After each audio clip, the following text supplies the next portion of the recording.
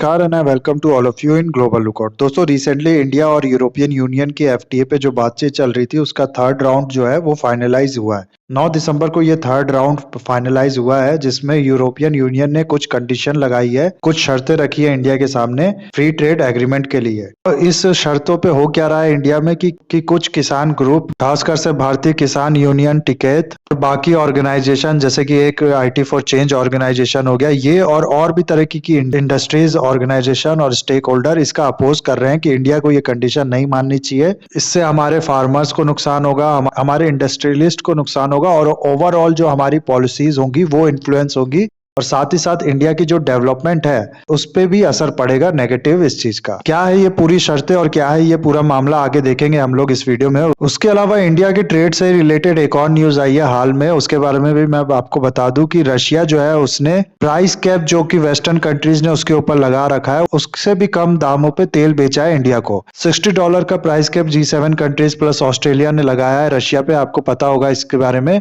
और रशिया ने क्या किया है कि $48 पर बैरल के रेट पे इंडिया को तेल बेचा है और आगे भी इसने कहा है कि हम लोग इसी रेट पे और तेल आपको बेच सकते हैं। कुछ लोग का कहना है कि रशिया के खुद के मार्केट में जिस रेट पे तेल बिक रहा है उससे भी कम रेट पे उसने यहाँ पर तेल बेचा है इंडिया को। और ऐसा कहा जा रहा है कि ऐसा रशिया इसलिए कर रहा है क्योंकि वो इंडिया के साथ अपनी एंगेजमेंट बढ़ाए रखना चाहता है, इंडिया की इंपॉर्टेंस को समझता है। तो एक पॉजिटिव न्यूज है ये, इससे इंडिया का जो फॉरेक्स रिजर्व है जो ऑयल की बाइंग की वजह से बहुत ज्यादा कम होता है, थोड़ा ईजनेस मिलेगी, इंडिया का फॉरेक्स रिजर्व बचेगा और सस्ते दामों पे तेल मिलेगा इंडिया को। ये एक छोटी सी न्यूज थी जिसके बारे में मैंने सोचा आपको बताऊं। इसके बारे में हम लोग आगे डिस्कस नहीं करेंगे, लेकिन आगे जो वीडियो उसमें जो हम लोग का डिस्कशन का टॉपिक रहेगा वो ये कि यूरोपियन यूनियन ने क्या शर्तें रखी है इंडिया पे और क्या असर होगा इसका इंडिया पे अगर इंडिया ये शर्त मान लेता है। और इसी से रिलेटेड और भी चीजों के बारे में हम लोग डिस्कस करेंगे इस वीडियो में, बस आपको एंड तक बने रहना है। और अगर वीडियो अच्छा लगे तो लाइक, कमेंट, शेयर, सब्सक्राइब जरूर करना है।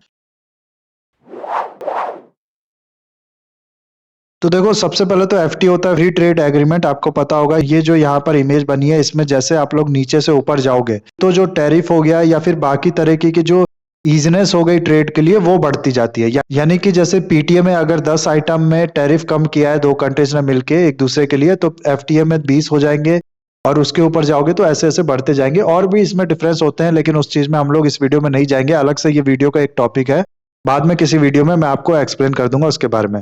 अभी हम लोग बात करते हैं इंडिया के एफटीए के बारे में।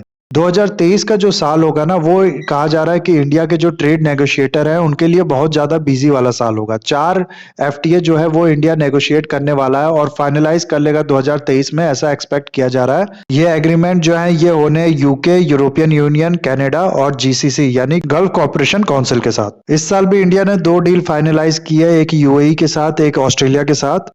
इंडिया कभी भी किसी के साथ ट्रेड एग्रीमेंट साइन करता है ना, तो उसकी जो कुछ कंसिडरेशन होती है उनके बारे में आप लोग को पता होना चाहिए। सबसे पहला तो इंडिया का ये सबसे बड़ी प्रॉब्लम होती है कि हमारी इंडस्ट्रीज अभी भी बहुत ज्यादा डेवलप नहीं है। तो एक डर होता है कि ऐसा ना हो कल को हम लोग किसी कंट्री के साथ फ्री ट्रेड एग्रीमेंट साइन करें, उनके जो प्रोडक्ट्स हैं उस पर अपनी कस्टम ड्यूटी कम कर दे तो उनकी प्रोडक्ट्स हमारे मार्केट में आए, और वो प्रोडक्ट क्योंकि उनकी इंडस्ट्रीज ज्यादा डेवलप्ड है इसलिए इंडियन मार्केट में आने के बाद ज्यादा प्रेफर किया जाए इंडियन लोगों के द्वारा, जिसकी वजह से इंडियन कंपनीज के जो प्रोडक्ट है वो बिके ही ना और उनके डेवलपमेंट में परमानेंट ब्लॉकेज लग जाए। दूसरा, हम लोग के पास वर्कफोर्स ज्यादा है, हम लोग के पास आईटी में स्किल्ड लोग ज्यादा है, तो इंडिया कहता है कि भाई हमारे लोगों को जॉब प्रोवाइड करो अगर आपको हमारी मार्केट का एक्सेस चाहिए तो। इसीलिए इमिग्रेंट हो गया, वीजा हो गया, इन सब इश्यूज पे इंडिया अच्छी डील नेगोशिएट करने की कोशिश करता है दूसरी कंट्रीज के साथ एफटीए या फिर बाकी तरह के ट्रेड एग्रीमेंट साइन करने के टाइम पे।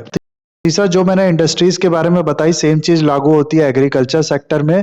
इंडिया सोचता है कि ऐसा ना हो कि बाहर के क्रॉप्स या फिर बाहर के meat products, dairy products India में आने लगे। इससे हो क्या कि हमारे फार्मर जो हैं उनके प्रोडक्ट्स इसके सामने क्वालिटी में अगर कम हो या फिर किन्हीं और वजहों से हमारे फार्मर्स का प्रोडक्ट जो है वो ज्यादा ना बिके तो उनकी जो इनकम होगी उस पर असर पड़ेगा, जिसकी वजह से फार्मर्स के साथ जो आज के इशू हैं वो और ज्यादा बढ़ जाएंगे। तो ये 2-3 कंसिडरेशन हमेशा रहता है इंडिया के माइंड में किसी कंट्री के साथ ट्रेड डील साइन करते वक्त। ना अब हुआ क्या है कि ईयू के साथ हम लोग जो ट्रेड एग्रीमेंट साइन करने वाले हैं उसमें यूरोपियन यूनियन ने कहा है कि हमारी कुछ शर्तें हैं उसको आप लोग मान लो, फिर आगे हम लोग और नेगोशिएट करेंगे इस ट्रेड एग्रीमेंट के बारे में।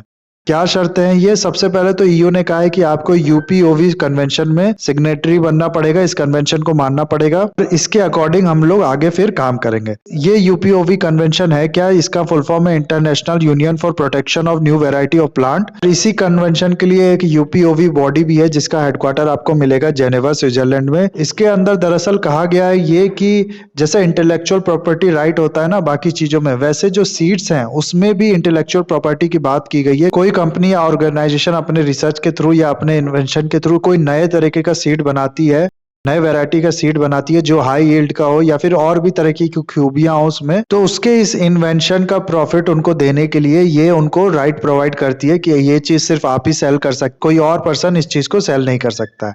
अब इंडिया में होता क्या है कि हमारे जो फार्मर्स होते हैं वो जब खेती करते हैं तो उस खेती के टाइम पे ही उसी खेती से उनको थोड़ा सा सीड्स भी मिल जाता है जिसको वो यूज करते हैं नेक्स्ट टाइम खेती के लिए, या फिर मार्केट में भी उसको बेचा जाता है। लेकिन ये यूपीओवी मना करता है कि जो कंपनीज या फिर जो ऑर्गेनाइजेशन जिनका ये इन्वेंशन है, जिनका ये रिसर्च है, जिनने डेवलप किया है सीड को, केवल वही मार्केट में बेच सकते हैं। तो फार्मर को ये रिस्ट्रिक्ट कर देगा कि आप लोग इस सीड्स को, भले ही आपकी खेती से आपकी जो क्रॉप है उसी से ये निकला है, लेकिन फिर भी आप इसको बेच नहीं सकते मार्केट में। तो ऐसे समझो इसको आप लोग कि जो फार्मर राइट्स है उसके ऊपर ये कंपनीज के राइट्स को प्रोटेक्ट करता है। फार्मर राइट्स से ज्यादा कंपनीज के राइट्स को ये प्रोटेक्ट करता है। दूसरा, यूरोपियन यूनियन ने कहा है कि इंडिया को ट्रिप्स प्लस को मानना पड़ेगा। दरअसल ये ट्रिप्स प्लस जो है ये कोई फॉर्मल एग्रीमेंट नहीं है। ट्रिप्स जो था इसका फुल फॉर्म था trade related aspects of intellectual property right. इसमें जो ट्रेड होता है उसमें इंटेलेक्चुअल प्रॉपर्टी के प्रोटेक्शन की बात की जाती है। यानी कि ऐसा ना हो कि कोई कंपनी किसी ने कोई चीज इन्वेंट की, जैसे कि टेस्ला का एग्जांपल ले लो, उसने कोई चीज इन्वेंट की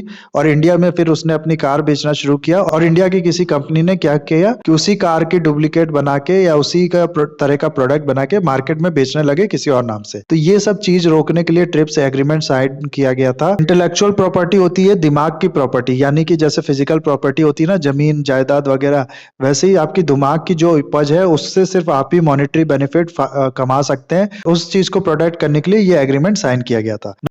नाउ इसमें अब दिक्कत आती है जब हेल्थ से रिलेटेड इशू सामने आते हैं। दरअसल होता क्या है कि कुछ दवाइयां जो बहुत ज्यादा महंगी है, जो विदेश की कोई कंपनी बनाती है, इंडिया का ही एग्जांपल ले लेते हैं कि जिस बीमारी की वो दवाई है, अगर वो बीमारी अचानक से इंडिया में फैलने लगे और उन लोगों के पास वो बीमारी फैले जो कि उतनी ज्यादा महंगी दवाई अफोर्ड करने के लायक नहीं है, तो ऐसे में तो फिर वो लोग मर जाएंगे, उनको बचाया नहीं जा सकेगा। इसलिए क्या होता है कि जो डेवलपिंग कंट्रीज हैं या फिर low income countries, medium income countries जो है, ये बहुत ज्यादा स्ट्रिक्ट इंटेलेक्चुअल प्रॉपर्टी राइट के खिलाफ रहती हैं, क्योंकि यहाँ के लोग उतनी ज्यादा महंगी दवाई या फिर बाकी चीजें जो जरूरत की हैं, जो जिंदगी के लिए बहुत ज्यादा इंपॉर्टेंट है, उसको अफोर्ड कर ही नहीं पाएंगे। इसलिए इस चीज में बहुत ज्यादा स्ट्रिक्टनेस जो होती है वो डेवलपिंग कंट्रीज अपोज करती है। अभी कोरोना के टाइम में भी ये हुआ था, अगर आप लोग को याद हो, जो वैक्सीन बनी थी, तो जो डेवलप्ड कंट्रीज थी यूएसए, यूके, ये अक्सर बात करते थे कि इन वैक्सीन के पेटेंट के लिए कि इन सब पे पेटेंट होना चाहिए, कोई और कॉपी ना कर ले, ये सब ना हो जाए। इस चीज में भी जो डेवलपिंग कंट्रीज थी उनने इस चीज को अपोज किया कि नहीं, बहुत ज्यादा स्ट्रिक्ट पेटेंट वगैरह नहीं होना चाहिए इस पे, इस चीज से लोगों की जान भी जा रही है। तो इन्हीं सब रीजंस की वजह से जो डेवलपिंग कंट्रीज है वो इसको अपोज करती हैं, लेकिन डेवलप्ड कंट्रीज जो है वो आप लोग खुद ही समझ सकते हैं कि इस चीज को बहुत ज्यादा फेवर करती है। इसीलिए ट्रिप्स में जो इंटेलेक्चुअल प्रॉपर्टी राइट्स थी उनको और ज्यादा स्ट्रांग बनाने के लिए, जैसे किसी प्रोडक्ट पे पहले 20 साल का प्रोटेक्शन देती है ट्रिप्स की, इसको 20 साल तक कोई कॉपी नहीं कर सकेगा, और तो ट्रिप्स प्लस एग्रीमेंट में इसको और बढ़ाने की बात की गई थी। इस चीज में डेवलपिंग कंट्रीज जाहिर सी बात है इसने बहुत ज्यादा इसको अपोज किया, लेकिन डेवलप्ड कंट्री इसको बहुत ज्यादा फेवर करती थी।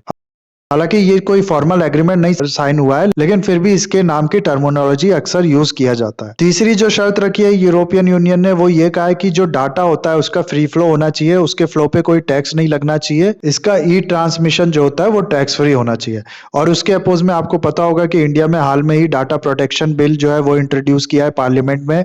जो डाटा है लोगों का उसको प्रोटेक्ट करने की बात की जा रही है। इसका जो फ्री फ्लो है इंडिया के बाहर दूसरी कंट्री में, उसको रोकने की बात की जा रही है। ये भी कॉन्सेप्ट लाया गया था कि जितनी भी कंपनी है, फेसबुक वगैरह, इन सबको इंडिया के लोगों का जो डाटा है वो इंडिया में ही स्टोर करके रखना पड़ेगा। तो यहाँ पर कॉन्ट्रडिक्शन आ रहा है, यूरोपियन यूनियन जो चाहती है और हमारी जो गवर्नमेंट है वो करना चाहती है उसमें। तो ये 3 शर्तें रखी है यूरोपियन यूनियन ने, जिनके बारे में मैंने आपको बता दिया। इसके अलावा अब हो क्या रहा है कि जो सिविल ऑर्गेनाइजेशन हो गई, जो फार्मर ग्रुप्स हो गए या फिर जो टेक्नोलॉजी ग्रुप हो गए, जैसे कि IT4Tech एक ऑर्गेनाइजेशन है वो सब इसका अपोज कर रही है। उनका कहना है कि इंडिया अगर इन सब चीजों को मान लेता है तो इससे इंडिया की जो पॉलिसीज हैं उसमें एक बहुत बड़ा चेंज आएगा। जो इंडिया काम करना चाहता है वो कर नहीं पाएगा। उसकी seed policy, agri policy, food policy, raw material को लेके और बाकी पॉलिसी जो हो गई, डिजिटल इकोनॉमी की जो पॉलिसी होगी, इन सब पे इसका नेगेटिव असर पड़ेगा और एक तरीके से इंडिया अपनी सॉवरेनिटी कहीं ना कहीं खो देगा, खुल के कोई डिसीजन आगे नहीं ले पाएगा। क्योंकि अगर आप लोग ऐसा किसी एग्रीमेंट पे साइन कर लेते हो तो आप लोग बंद गए, जाहिर सी बात है उस एग्रीमेंट से। उस तरीके की पॉलिसी आप लोग को फ्यूचर में भी बनाना पड़ेगा। बाकी कंट्रीज के साथ भी आप लोग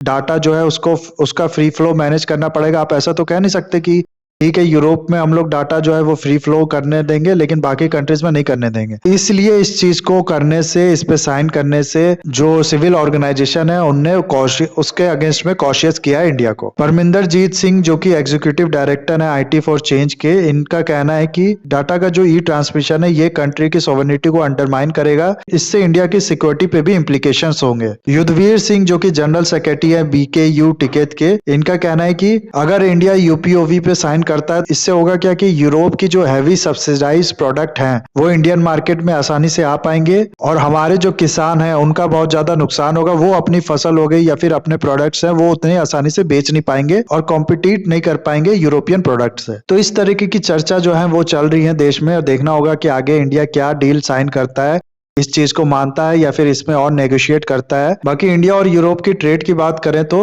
2021-22 में टोटल 116.36 बिलियन का ट्रेड हुआ है इन दोनों के बीच में। EU इंडिया का 3rd लार्जेस्ट ट्रेडिंग पार्टनर है और इंडिया EU का 9th लार्जेस्ट ट्रेडिंग पार्टनर है। हमारे जो एक्सपोर्ट्स होता है उसमें सबसे ज्यादा जो दूसरे नंबर पे एक्सपोर्ट करता है इंडिया से वो है यूरोपियन यूनियन। इंडिया समझता है इस चीज को कि यूरोप जो है वो इकोनॉमिक जाइंट है और यूरोप भी इंडिया की इंपॉर्टेंस को समझता है कि वो 5th लार्जेस्ट इकोनॉमी है प्लस फास्टेस्ट ग्रोइंग इकोनॉमी भी है। इसीलिए जर्मनी के एम्बेसडर ने हाल में ये कहा था कि सिर्फ इंडिया ही है जो हर चीज में चाइना को काउंटर कर सकता है, चाहे वो पॉपुलेशन हो गया, चाहे वो इकोनॉमी होगी या फिर बाकी चीजें जो हो गई उसमें। ये दोनों एक दूसरे की इंपॉर्टेंट समझते हैं, इसीलिए 2007 से ही ये लोग नेगोशिएट कर रहे हैं ट्रेड डील को। लेकिन 2013 में इस पे होल्ड लगा दी गई थी किसी कारणों की वजह से और इसी साल जून के महीने से दोबारा ये नेगोशिएशन शुरू हुई और 3rd राउंड ऑफ टॉक हो चुकी है। आगे देखते हैं क्या होता है इसमें, कैसी डील साइन होती है दोनों कंट्रीज में। इंडिया के जो ट्रेड नेगोशिएटर है उनको बहुत ज्यादा इसमें मेहनत करनी पड़ेगी कि एक अच्छी डील लेके आने पड़ेगी यूरोपियन यूनियन से जो कि फेवरेबल हो हमारे लोगों के लिए भी। बाकी इस वीडियो को हम लोग यहाँ करते खत्म। आई होप ये वीडियो आपको अच्छा लगा होगा। इसे लाइक, कमेंट, शेयर, सब्सक्राइब जरूर कीजिएगा। That's all, have a nice day, take care.